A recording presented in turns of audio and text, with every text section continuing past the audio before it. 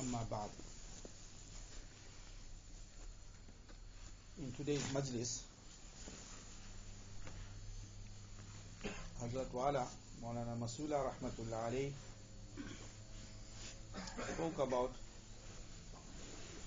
the Ahlullah are those people that abstain from prohibited things to protect their iman. That's a true Allah Wala. Abstains from prohibitions to protect his iman. Otherwise, in the real sense, he is not from the Ahlullah. And he gave many examples, easy examples for us to understand, like a rat poison. They add the rat poison, they put the poison inside the food with this thing. Now you know there's poison inside there. Will you go and eat it? You won't go and eat it, because you know the whole idea, the mantra is to kill the rat. So that's what it is. That's the essence of abstention from sins. It elevates a person's maqam, and on the other side, he's doing all good deeds. He's doing all good deeds. All the nawafil, all the sunnats, all the wajibat, all the faraiz, he doesn't miss it. Not like you're forced to do it. You're doing it from your own will, from your own happiness. But tiba qalb. That's why we like to see also our students that they read all their namaz, everything. They do all their amal themselves. We don't have to force them. Alhamdulillah, we have good students also. Alhamdulillah. My Shaykh Hazrat Maulana Qamru Zama Sahab, Damat Barakatuhum, in one of his programs, mentioned this very important statement. He says, لا يكون العالم عالما حتى يكون فيه ثلاثة خصال. An alim will not be considered to be an alim until he has three characteristics in him. Then only is considered to be an alim. So in today's majlis, inshallah, we just want to expound a little bit regarding these three things which Hazrat mentioned. The first one is لا يحتقرن من دونه. لا يحتقرن من دونه. He must not look down on that person that is beneath him. Don't look down on him. In any way, you may be better, superior, better. Your amal is more better, his amal is not so good. Your iman is stronger, his iman is not that strong. Don't look down on him. The true Ahlullah never look down on anyone. The biggest sinners also. We don't have a right to look down on anybody. We don't know at the end what's the final outcome going to be. Who's going to die, in what condition going to die. Maybe he done one action that was pleasing to Allah Ta'ala, for Allah Ta'ala. Like one hadith sharif, it came that one person, after he passed away, Farishtas told him, you done any good action? He said, nah, I don't think so. My whole life I done nothing. He said, no, think properly. He said, no, I don't think I done anything good in my whole life. He said, think properly. He said, maybe okay, khair. What I used to do is that if a person was owing me money and he can't pay, then I should just write off the debt. I should make taseel for him. So he said, it's per maghfirat ho gaya. So who knows who is doing what? Sometimes we look at a person, so that we may be thinking he's done a lot of sins in the past, but who knows? He could be from those people that he has already made by tawbah to Allah Ta'ala, and all those sins already forgiven. So who are we to look down on anyone? And the true Ahlullah, if a person is down, you don't push him more down. You try and pick him up. There's a shan of a true pious person. If somebody is broken in any way, akhlaq, min hayzul akhlaq, min hayzul this, they don't put the person down. They encourage him with love and muhabbat. Say what? Come up. Leave all that gorak dande. Leave all the wrong things. It's of no benefit. You tasted all that. That enjoyment is only going to be destruction for us in the akhirat. Leave it for Allah's pleasure. Leave it.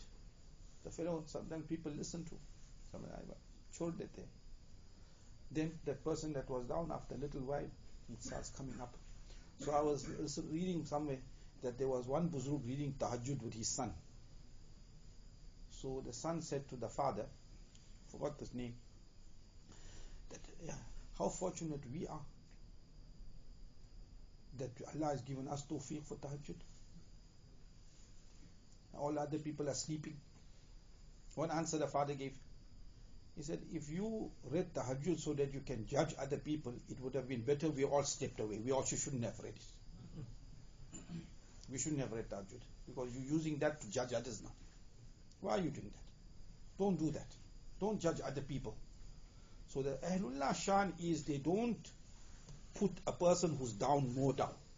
Their idea is to pick a person. He done the wrong things. He made tawbah to Allah Ta'ala. Now, it's not like the doors of tawbah are closed. He can't redeem himself. No, every person can redeem himself. Every person. We have seen such waqiyats of a person. I saw one lady 90 years plus old. Whole life she was on kufr. About 3 weeks before her maut, Allah gave her hidayat. And she was like very, very old. And she read her kalima, in 3 weeks' time she passed away. So whole life she spent on kufr, in the end she went with iman. So don't look down on anyone. Always pick a person up who's down. Give good advice. Always give good advice. Make dua also for that person. Allah Ta'ala guide him, bring him on Sirat al-Mustaqim, bring us on Sirat al-Mustaqim. Allah give us guidance. So always make dua. So that's the shan of an alim. He doesn't put people down, he picks people up. Number one. Number two, وَلَا يَحْسُدَنَّ مَنْ فَوْقَكَ. Do not have jealousy with that person that's above you. There are many people that's better than us. They're more handsome than us. They have more knowledge than us. They got more money than us. They, mashallah, live in better houses than us. They're wearing nicer clothes than us. They got more beautiful wife than us. What and what Allah has given people, all different people. Different, mashallah, different abilities. All people have different abilities. We can't come into this world. We haven't come into this world to now come and say, Allah, your taqseem was incorrect. How can you come in this world and then you are jealous for somebody else? So what are you saying to Allah Ta'ala? Your taqseem is incorrect. That's why jealousy, my Hazrat says, it makes a person blind. Jealousy is what makes a person blind. And he says it is so bad, this jealousy, that he can lead to qatl also. Jealousy is that sickness that can lead to qatl, can kill the fellow. And many waqiyats in the Quran Sharif also, where there was jealousy, it led to qatl. It led to qatl, can kill. And Mahazad says, you see, in the heart there's animosity for other people. If the basis of that animosity is hasad, that animosity won't go away. Rather it will increase. Listen to this very carefully. Agar kisi ke saath bughz or adawat ho, hiqd ho, you have hiqd for a person, bughz and adawat, and the basis for that is jealousy, very seldom that bughz will go away, that hatred will go away. In fact, it's going to increase. Because the more that person gets better in his life, the more your hasad is going to increase for him. Then you'll try and make tanqeed of him, you'll try and belittle him, you'll try and put him down, you'll do assassination of his personality, you'll basically everything you'll do to put him down. But the whole thing about hasad is that you're not going to be able to stop the taqseem of Allah. Nobody can stop the taqseem of Allah. If Allah Ta'ala wants to give somebody R1 billion, you can stop it. You can't stop it. If Allah Ta'ala wants to make somebody maqbool, can you stop it? You can't stop that. That's Allah's taqseem. So when Allah Ta'ala has made taqseem, make somebody more handsome, Yusuf alayhi salatu wasalam's waqiyah, very mashhur. He was most beautiful.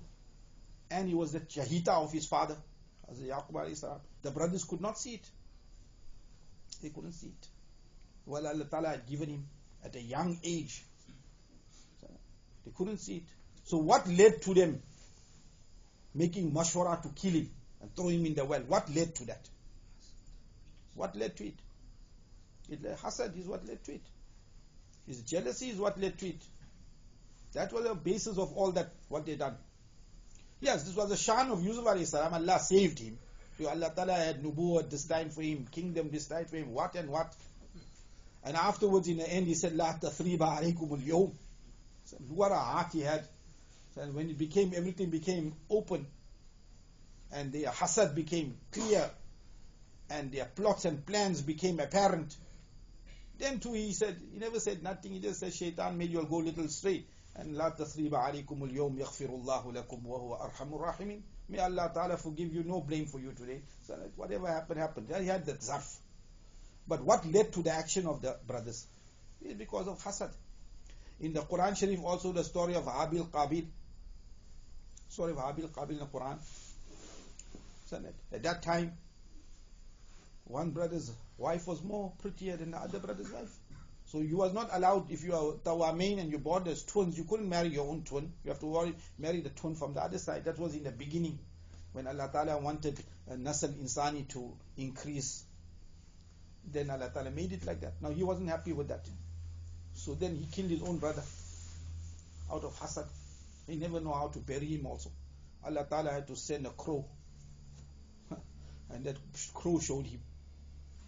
And then when he saw the crow burying, he never made tawbah for his action. He killed his brother out of jealousy.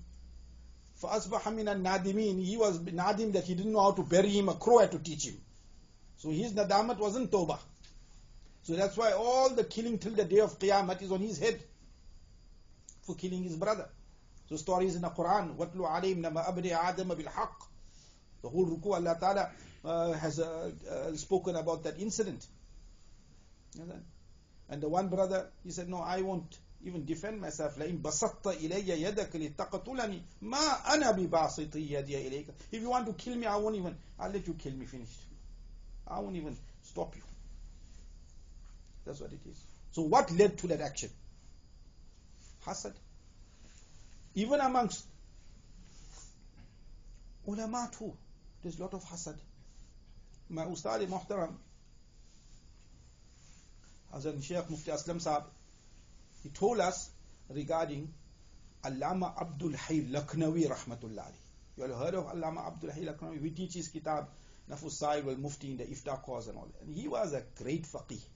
He was a great faqih. He wrote sharaz of Hidayah. I don't know what sharaz he wrote in fiqh at a young age. And he was so handsome. MashaAllah. He was so handsome. Abdul Hayy Lakhnawi. And that ilm, nur, taqwa. He said that the Rani of Hyderabad became farefta over him. The Queen of Hyderabad, she fell in love with him. So he used to wear a new set of clothes every day. And his maqbuliyat and all that. His shan. So one of his satis, classmates, couldn't see it. That Allah gave him so much maqbuliyat. So what he done? Gave him poison. He became shaheed. My Ustad says, had Allah Ta'ala given him a longer life, Allah knows in fiqh what he would have done. He was an imam of fiqh. Allama Abdul Hayy Lakhnawi rahmatullah alayhi. So you see all this here. Where is coming from all this? It's coming from hasad.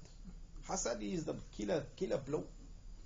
My Hazrat Muhammad Masullah Khan Sahab rahmatullah alayhi, he says that even in classes also, some students have hasad, especially top students. They have hasad for one another, books for one another.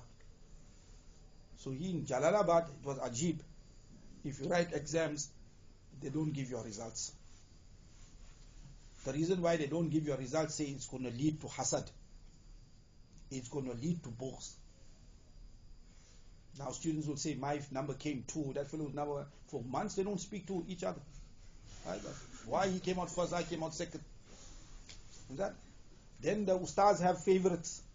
So each ustad wants to give extra marks to his favorite. So it leads to problems amongst ustads also. So my Hazrat Muhammad Masullah Khan Sahab, he closed the whole chapter. He said, no, we will see how you performed. but we won't give you your results. Well, it's going to lead to hasad. It's going to lead to bughz. And hasad is the killer. And let me tell you, all the kuffar, they have a lot of hasad against the Muslims. When they see Islam prospering, when they see Muslim countries are thriving, then they will go to create problems there. They will first come as if they are your friends. But in the meantime, the whole objective is to create destruction and fasad. And they've done it. They have done it, Bolsap.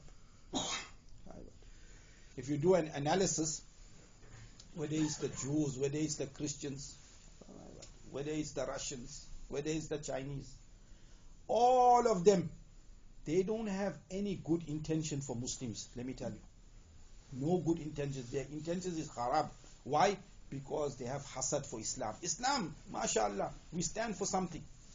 So Muslims, they have love for their Nabi, they have love for the Quran, they have love for the Sharia. They can give their lives in defense of it. They stand for something.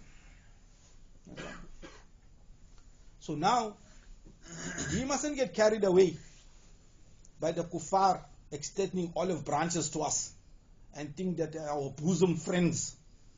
They are not your bosom friends. They are the enemies of Allah and His Rasul. And they have a lot of hasad for Muslims. They've always had it.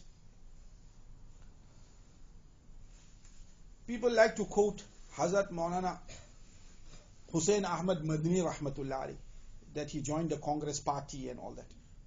People like to quote that. See? But they don't understand the situation on the ground. Hazrat Maulana Hussain Ahmad Madni Rahmatullah alayhi, he took India, the people and the residents of India, whether they're Muslim or non-Muslims, to be asir. You know what is asir? Prisoners of the British.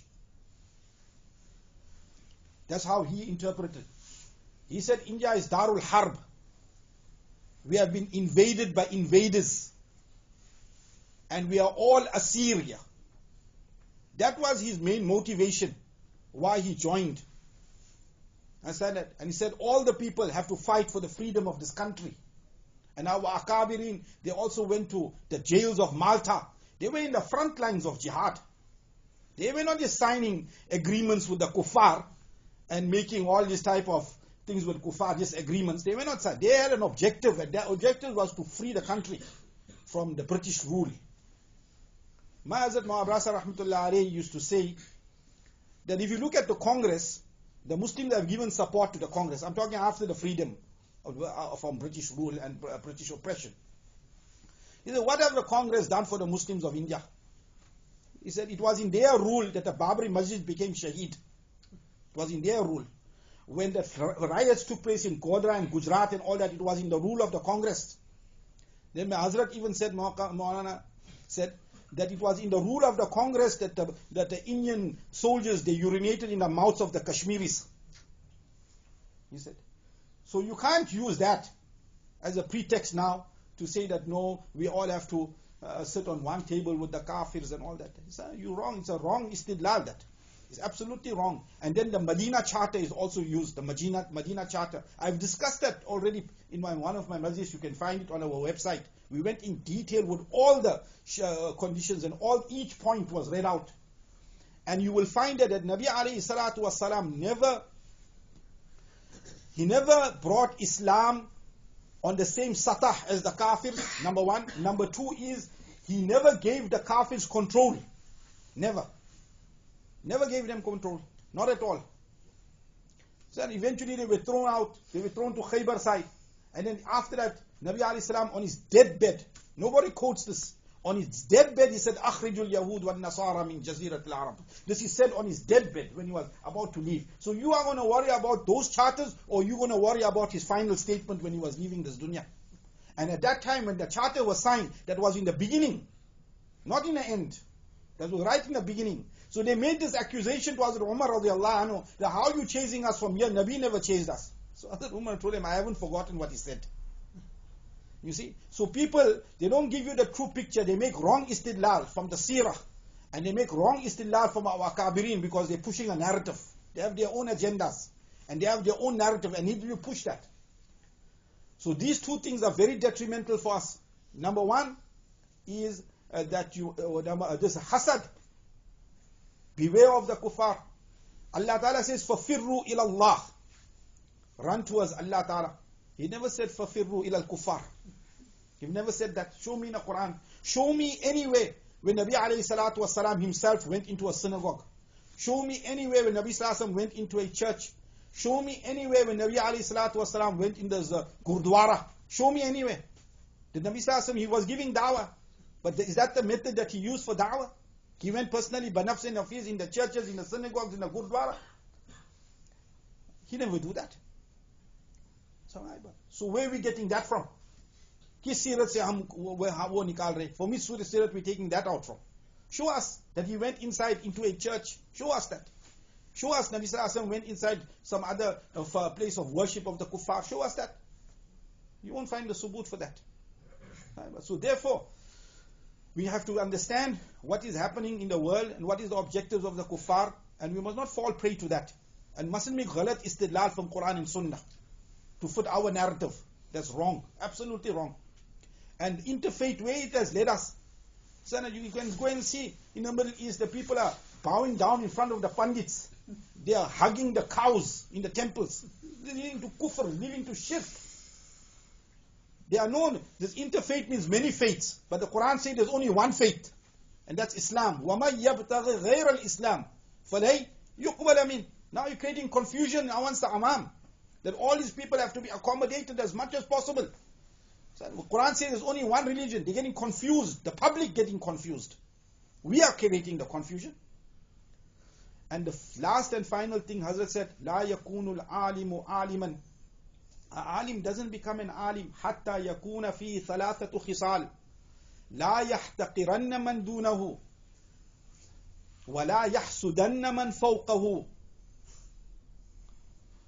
ولا يأخذن ثمنا بعلمه